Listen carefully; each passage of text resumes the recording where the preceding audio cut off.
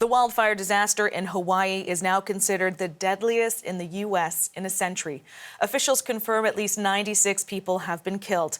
The police are appealing to victims' families to help identify the dead. If you've got missing family members, we need you to do the DNA test.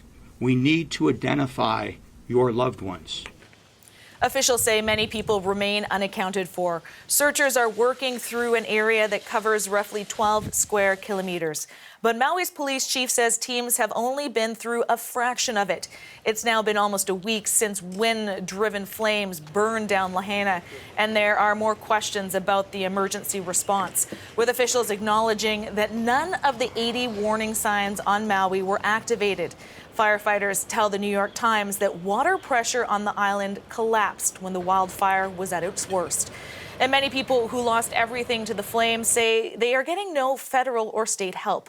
Lindsay Duncombe is part of the CBC News team in Hawaii, and she brings us the latest. You know, we've heard from officials repeatedly, be patient with the search for victims here. That is because of the conditions as those crews with cadaver dogs go house to house to house. And at the same time as that search is happening, there remains a frantic search for people who are looking for loved ones. They're going to centers where volunteers are looking at lists, trying to match names.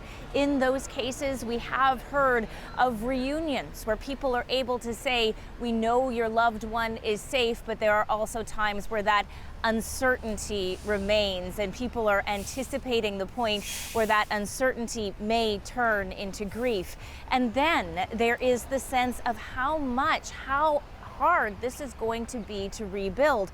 We're getting some estimates on cost from FEMA. I spoke to two FEMA officials who had just arrived here, and the first thing they told me is that this is going to be expensive. They compared it to that wildfire that destroyed the community of Paradise.